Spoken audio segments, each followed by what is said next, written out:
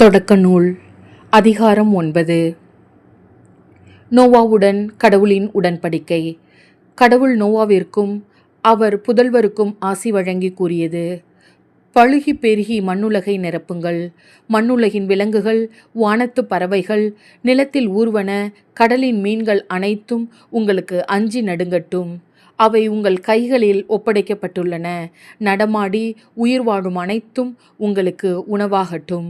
உங்களுக்கு பசுமையான செடிகளை உணவாக தந்தது போல் இவை எல்லாவற்றையும் தருகிறேன். இறைச்சியை அதன் உயிராகிய இரத்தத்தோடு உண்ணாதீர்கள். உங்கள் உயிராகிய இரத்தத்திற்கு நான் ஈடு கேட்பேன்.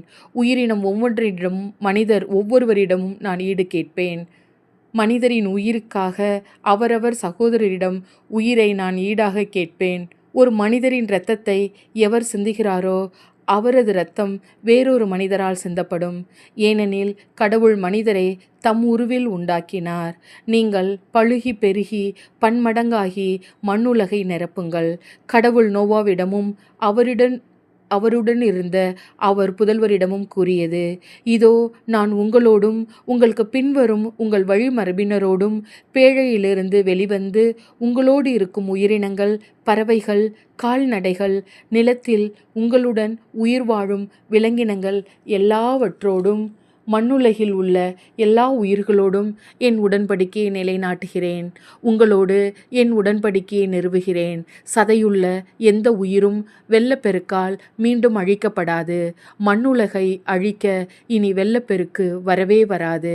அப்பொழுது கடவுள் எனக்கும் உங்களுக்கும் உங்களுடன் இருக்கும் உயிருள்ள எல்லாவற்றிற்கும் இடையே தலைமுறை தோறும் என்றென்றும் இருக்கும்படி நான் ஏற்படுத்திய உடன்படிக்கையின் அடையாளமாக என் வில்லை மேகத்தின் மேல் வைக்கிறேன். எனக்கும் மண்ணுலகுக்கும் இடையே உடன்படிக்கையின் அடையாளமாக இது இருக்கட்டும். மண்ணுலகின் மேல் நான் மேகத்தை வருவிக்க அதன் மேல் வில் தோன்றும் பொழுது எனக்கும் உங்களுக்கும் சதையுள்ள உயிரினங்கள் எல்லாவற்றுக்கும் இடையே உள்ள என் உடன்படிக்கையை நான் நினைவு கூர்வேன். உயிர்கள் எல்லாவற்றையும் அழிப்பதற்கு தண்ணீர் இனி ஒருபோதும் பெருவெள்ளமாக மாறாது. வில் மேகத்தின் மேல் தோன்றும் பொழுது அதை நான் கண்டு கடவுளாகிய எனக்கும் மண்ணுலகில் இருக்கும் சதையுள்ள உயிரினங்கள் அனைத்திற்கும் இடையே என்றென்றும் உள்ள உடன்படிக்கையை நினைவு கூர்வேன் என்றார். கடவுள் நோவாவிடம், எனக்கும் மண்ணுலகில் வாழும் எல்லா உயிரினங்களுக்கும் இடையே நான் ஏற்படுத்திய உடன்படிக்கையின் அடையாளம் இதுவே என்றார். நோவாவும் அவர் புதல்வரும் சேம், காம், எப்பேத்து ஆகியோர் பேழையிலிருந்து வெளிவந்து நோவாவின் புதல்வர். காம் கானானின் தந்தை. இவர்கள் மூவரும் நோவாவின் புதல்வர். இவர்களிலிருந்துதான் மண்ணுலகு முழுவதும் மனித இனம் பரவியது. நோவா நிலத்தில் பயிரிடுபவராக திராட்சை தோட்டம் அமைத்தார். அவர் திராட்சை ரசத்தை குடித்து போதைக்குள்ளாகி தம் கூடாரத்தில் ஆடை விலகி கிடந்தார். கானானின் தந்தையாகிய காம் தன் தந்தை திறந்த மேனியராய் கிடப்பதைக் கண்டு வெளியே இருந்த தன் இரு சகோதரரிடமும் அதை தெரிவித்தான்.